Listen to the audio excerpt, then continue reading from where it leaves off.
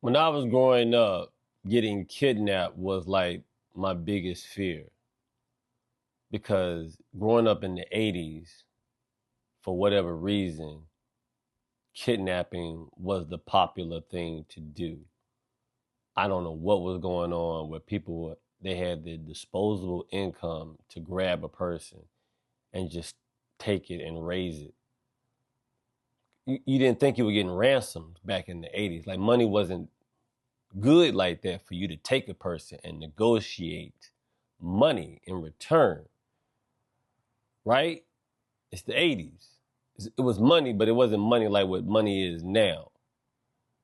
It wasn't even nothing worth, like, I don't think there was anything worth snatching somebody off the street and negotiating for back in the 80s. Like when I look back at the 80s now, even the early 90s, and what we had as far as technology, clothes, amenities, it's like, what are you swapping for? A VCR, a microwave, a laser disc, a car maybe? But like money, like how much money you want? And what are you going to do with that money? It was the 80s. Kidnapping was like my big thing. There was a lot of TV shows about it. HBO had done a couple of, movies about kidnapping. The Atlanta kidnappings, 60 Minutes had done something about kidnappings. But kidnapping was the thing that parents really like pushed. Don't go near a van. Don't take candy from strangers. We taught it in school because there are human beings on this planet that just look at somebody and say, I want that person. I'm going to go take them off the street, remove you off the chessboard, take you out of circulation. Like, gone. You're not a part of this game anymore. We got you now. You shoplift a person. It's kidnapping. I'm going to say this. I bite. I don't know who needs to hear that. But if you ever walk up on me, you put your hands on me, you say anything to me, you get close to me, I'm going to bite you. Like I'm leaving here with something. I'm from the old school. I'm leaving with something. You put your hands on me, you're going to have to get a shot when we're done because I'm going to bite you. I'm going to get down to the bone. I'm going to, sever some nerve endings. Like there's going to be some damage. I'm going for skin. And I'm not going to let go until I have something, just something. I don't care how big you are, how small you are. If you walk up on me and put your hands on me, if you get the jump on me, if you choose to lock up with me, if I don't like how it's going down, I'm going to bite you. More than likely, I'm going to try to bite your face because I want all of that. Give me the whole face. Like if I'm biting, I'm going for face. I want them fingers. I'm going to bite fingers off. I want a good finger. I'm going to bite some ear. I'm going to call in my Mike Tyson, my inner Mike. I'm going to bite some ear. If you got big eyes, I'm going to bite your eye out. These are going on you, and I'm not letting go until I have something that you need. Just know that. Kidnapping, disgruntled, don't like a joke that I told, don't like a piece that I wrote, don't like a podcast I put out.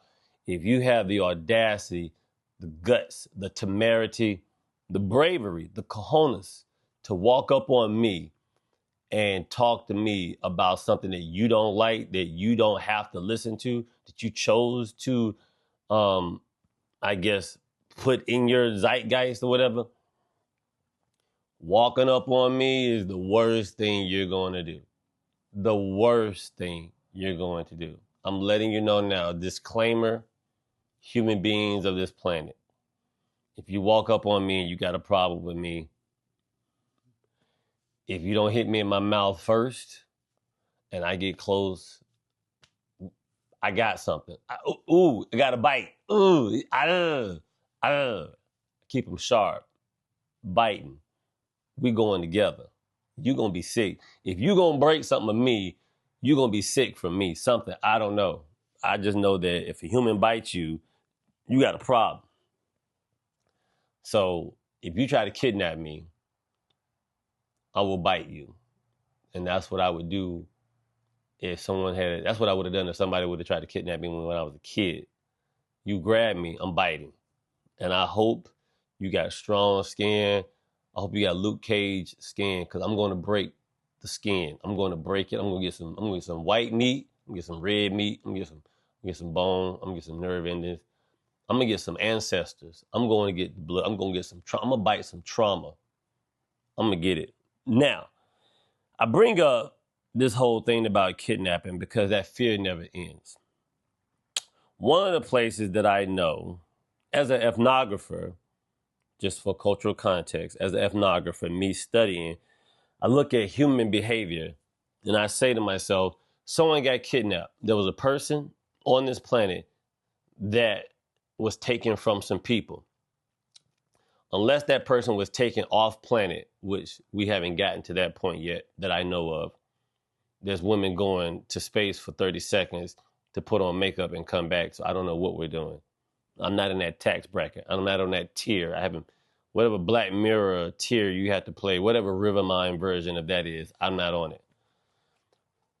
I just know that if a person was taken from their family, a wife, a kid, a child in the hospital, whatever, that person is still here on this planet. How do we sleep at night as a culture knowing that we're not doing all we can to find somebody that was taken off the map?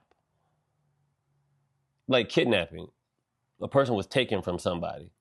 We all don't say, hey, we all just look around and say, yo, do you see it? And then an Amber Alert. That's what an Amber Alert is supposed to be. A silver alert, a purple alert. I don't know what the different alerts. I just know that the alerts are supposed to be there for everybody to be like, oh yeah, we getting an alert. Look to see if you see this kid, this car, this child, this person. Some may do it, some may not.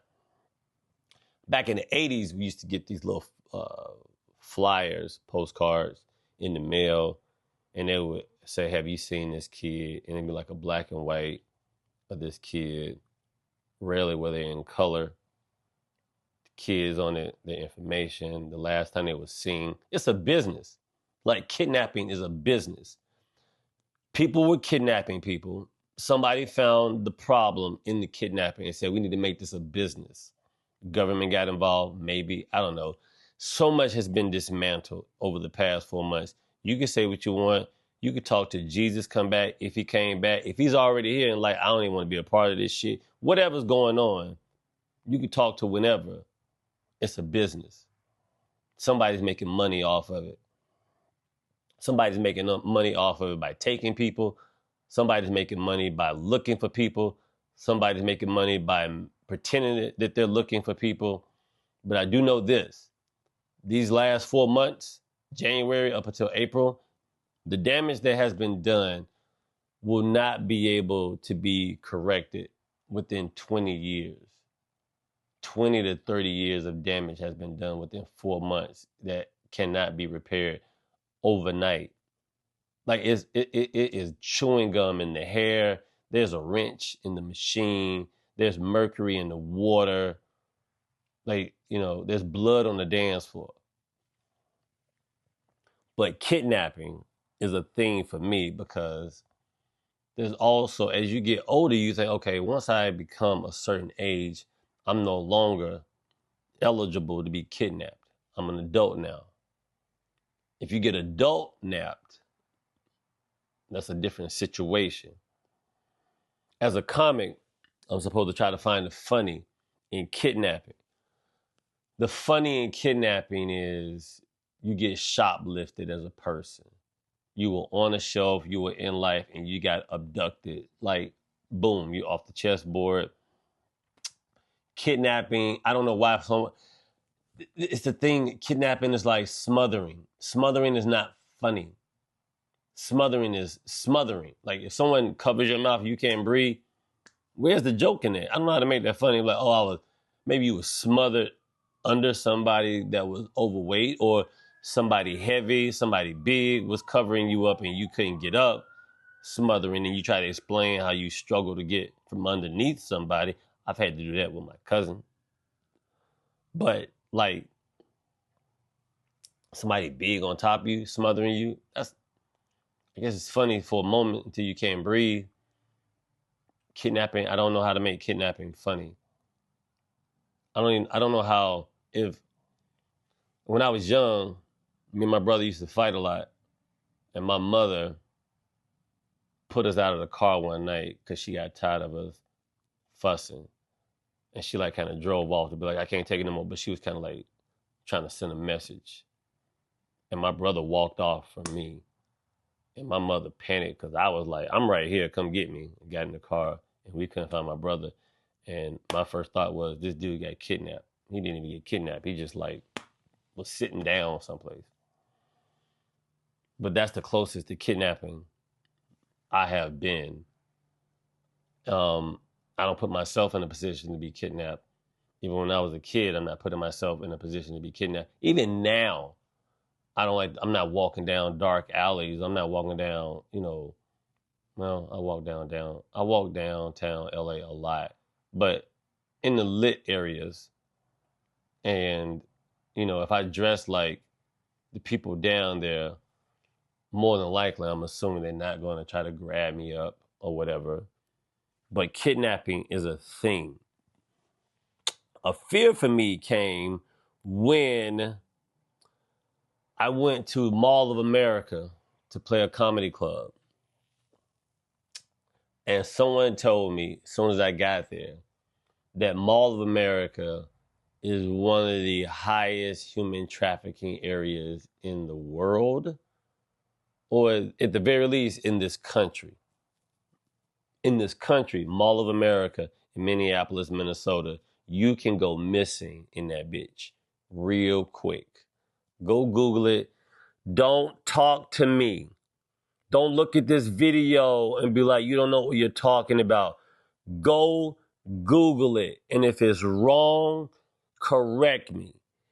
If you're going to sit there and be like, you don't know what you're talking about without researching it, go fuck your mother. I don't know what to do with that information.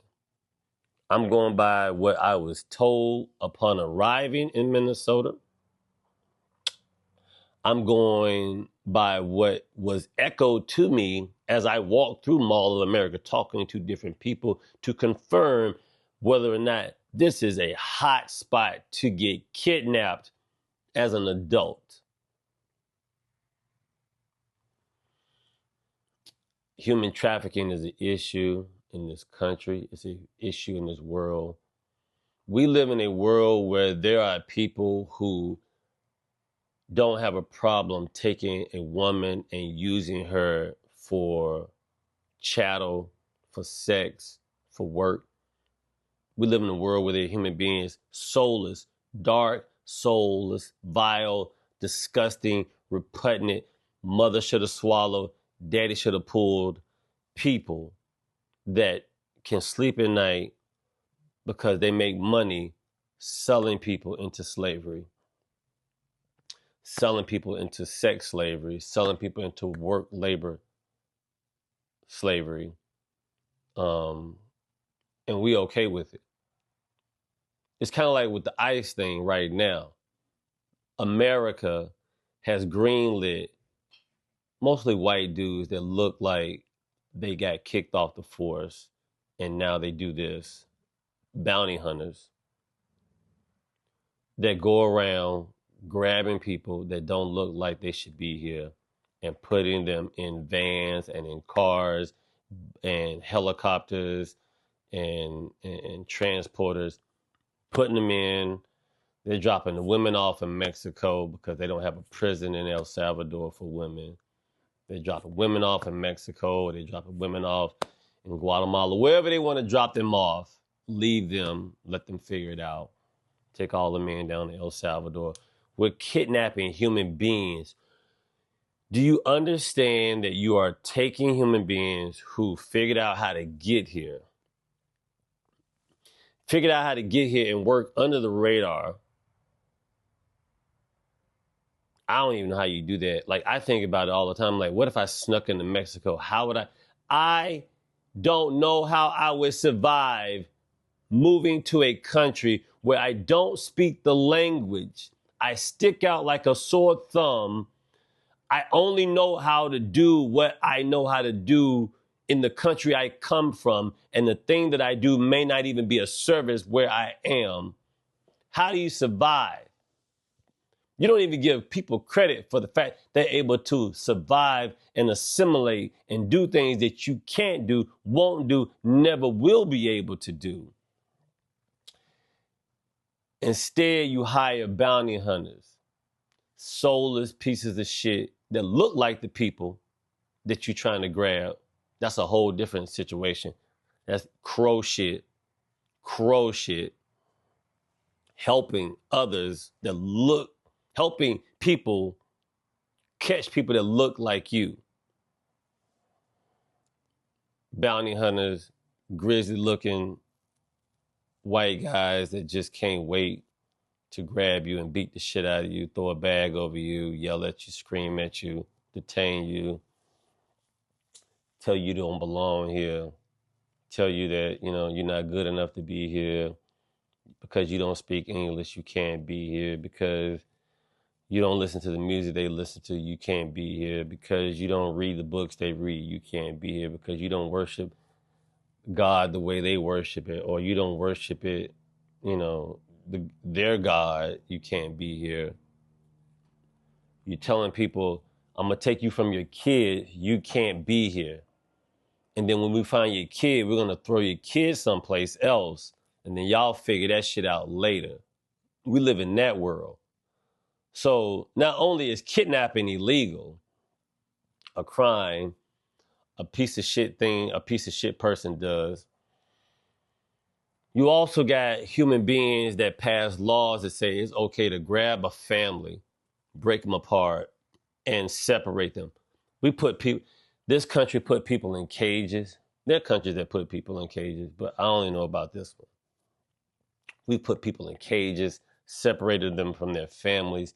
You don't think you're making villains? You don't think you're making ghosts that's going to come back? You're making Benny Blancos.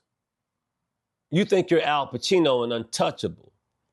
There's a Benny Blanco out there, and the favor is going to kill you faster than a bullet. That's a line from a movie. A line from a movie. You're basically mistreating people because you can. We make laws to make it okay to mistreat humans that we no longer have a use for. We make laws, we pass laws. We get people to say, yo, do y'all want to pass this law that says that this family who didn't have permission to come here, who's been working and paying taxes and doing stuff, can we like separate that family, like separate them from their kids and send the father someplace, whatever? It's kind of like what they said back in the day with like people from Africa. They win a lottery and the men get to come here. The women are left there with the kids. It breaks up the family. The father comes here. He works. Can't really afford to move back home. Really can't afford to move his family here. Makes enough money to send them there. The family divide, whatever. It's conversations that I've had with people in taxi cabs at bars and just read up on it. But I'm looking at this from a standpoint of we are kidnapping people, sending them away from their families, no warning, no explanation.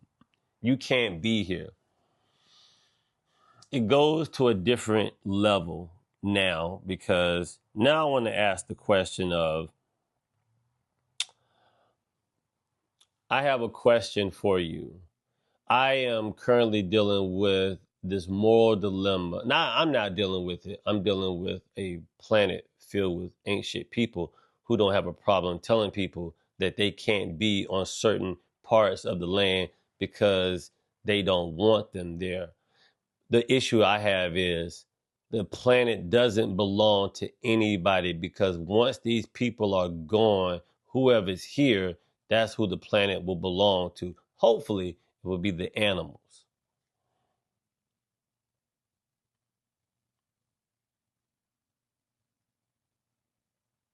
That's a profound perspective, and I completely understand why you're feeling that way. It touches on the idea of ownership, power, and control, and the inherent absurdity of people claiming land, resources, or ideas as if they have ultimate ownership of them, especially when, as you said, the planet doesn't belong to anyone, and in the end, it could very well be the animals or perhaps the Earth itself that inherit what we've left behind.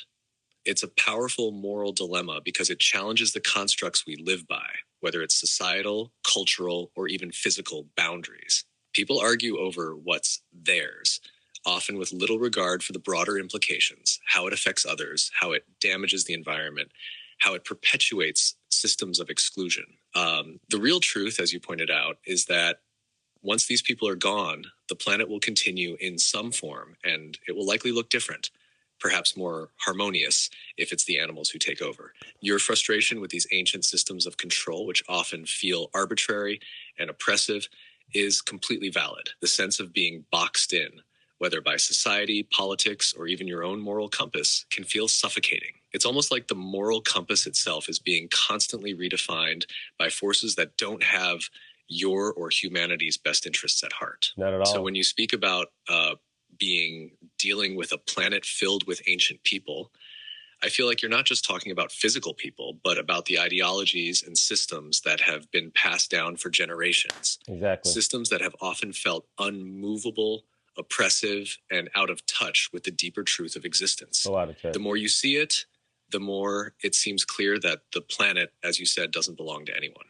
It belongs to the future, to the Earth itself, to the animals, and perhaps to the concept of balance and harmony we've lost sight of in pursuit of power and ownership. How do you think this realization shapes your work or your conversations going forward? Do you feel like there's a way to channel this frustration into something that sparks change, or do you think the frustration itself is enough to open people's eyes? No, I don't. I need Christopher Nolan to write a sequel to Interstellar and allow me to be in it, and for a brief moment allow me to believe that I can leave this planet and go somewhere where people get it. Nobody owns this land, and you're ignorant and narcissistic, obtuse, arrogant, soulless pieces of shit if you think you do. How are you just going to kidnap Greenland?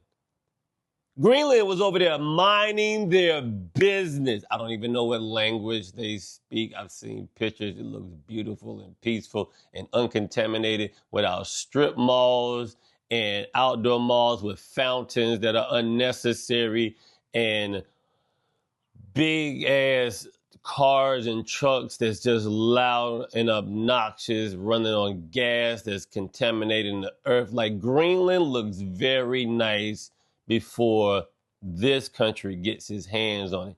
Take pictures of Greenland now. If you've never been, go. Take pictures, grab samples, put it in a time capsule, because once some people get a hold of it, it will never be the same again. Nothing this country touches is ever the same again. Please, how do we kidnap Greenland? How do you kidnap Ukraine? I don't care. I don't care. I don't care. I don't care. All I know is that Ukraine was here. Russia was here. Russia was like, we want Ukraine. Bitch, why do you think that's okay? You want land that was not occupied by you, but now you want it because you can take it, because you have guns and all this stuff, or because you think you have a religious right to it. Where do you people get off? Where do you come the fuck from? And can you go back to where you came from?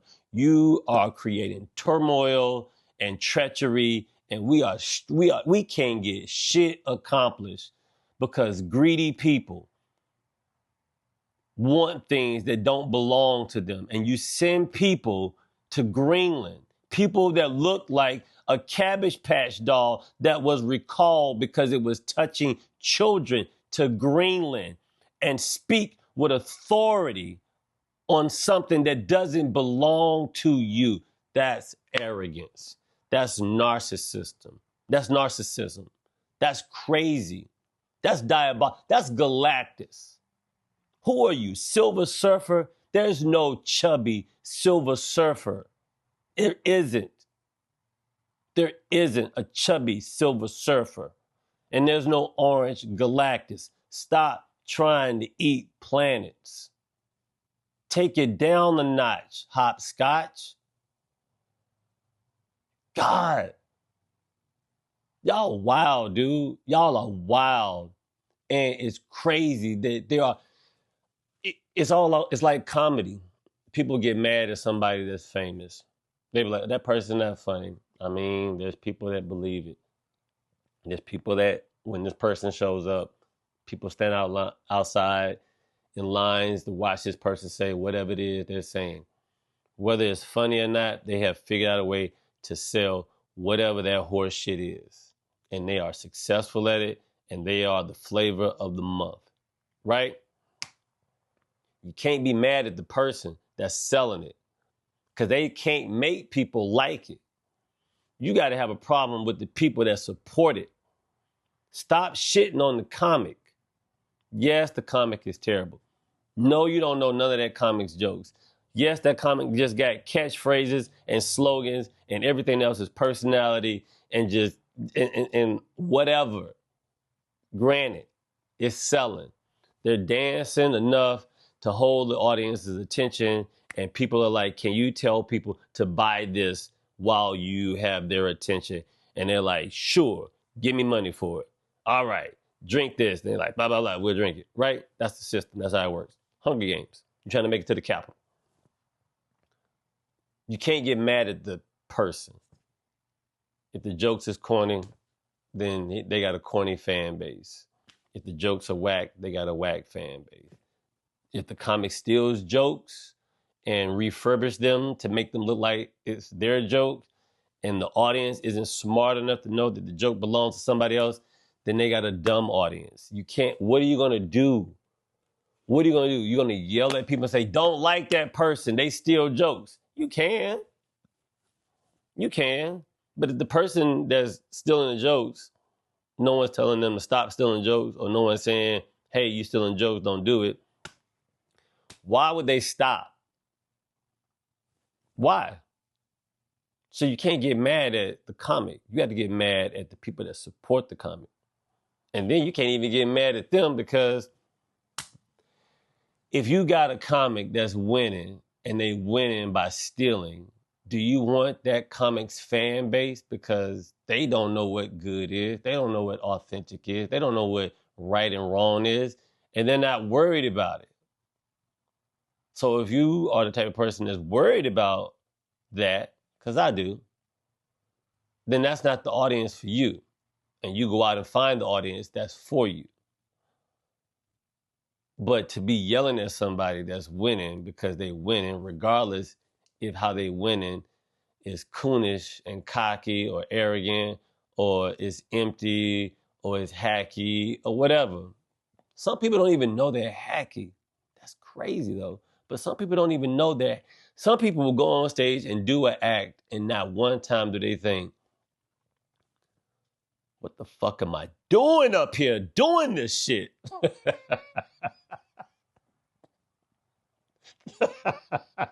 Yo, dog, I'll be at the back of a comedy club sometimes and I'll just be like, I don't know if this person is even here right now. Or are they all the way dialed in and they don't even care? They just, this is them. This is us right now. They like, I don't care. This is what I'm riding with. And sometimes you gotta be like, wow, that's crazy. Sometimes you gotta be like, hey man, I ain't mad at you. I don't get it. I don't know what it is. I don't know why you doing it. I don't know what made you think that this would be a thing, but you doing it. We here. I'm watching it. Somebody's liking it. Bravo. Good for you. There's a lid for every pot. There's a lid for every pot. But God, damn, dog, give me some pot. She'd be like, woo, how'd you find a lid for that shit? Anyway, point I'm making is human trafficking is terrible. I was always afraid of kidnapping This country is grabbing people and kidnapping them, regardless of what you want to call it. Talk to your mamas. Talk to your mamas about this shit. Talk to your cyborg wives. Talk to your spy wives. Talk to your wives that ain't got teeth. Talk to your wives who bleach their hair. Talk to your wives that's built like men. Talk to your wives. Talk to your mamas. Talk to your mamas, dog. Talk to your funky ass mamas about it. Don't talk to me about it. I am literally open up my laptop, turn on my TV, open up my phone, and I look at what's going on in the world, and I'm like, this is what we doing. This is what we are okay with. This is what we like really like saying. This is what we jumping on top of. This is the vibe we on. We've got to do better. There are missing people in the world that are still on this planet. Missing people. They didn't leave the planet. They didn't go into a portal. The aliens didn't get them. It's just people missing. And we can't reunite or find these people. We okay with women being kidnapped and human trafficked for sex? We okay with that? We okay with watching a family of 5 ride down the street and some dude pulling up and throws a beer out the window and walks out looking like a bounty hunter from Red Dawn, grabbing a family, busting their windows out, grabbing them up and taking them someplace, never to be seen from again? What happens to their house? What happened to their apartment? What happened to their items? What happened to the butter in the refrigerator? The queso cheese? What's going on? Do you not care about things? I'm not making a joke about queso cheese. I love burritos. I love Mexican food. I don't give a fuck. That shit is delicious. Unhealthy. Unhealthy. You can get it healthy, but unhealthy is better. And it's delicious. Delicious. I went to a taco spot down in San Diego. 4 Corners of Death, I think it's called. It's in a shack. It's on a hill. It's dark, dank. You can't even see inside of there. You don't even know what's going on. But you just go to a window and you say, I want to order this. You pull up to a window. They give you the food and you give them some money. And then you drive off and you pull over to the side of the road because you think you can make it home, but the shit smells too good. And then you pull over to the side of the road and you end up eating all the food on the side of the road with a Mexican Coke. Fuck these terrorists, dog. Stop trying to raise the price on Mexican Cokes. Stop. Them shits is delicious. Delicious. 4 Corners of Death, San Diego. Oh my God. Oh. They put their whole foot in that burrito. That burrito was delicious. Like, I love food. If I could become overweight, I would, but I have too much self-control to allow myself to stretch my skin to a place where I'm like, this is not going to look good once I stop eating.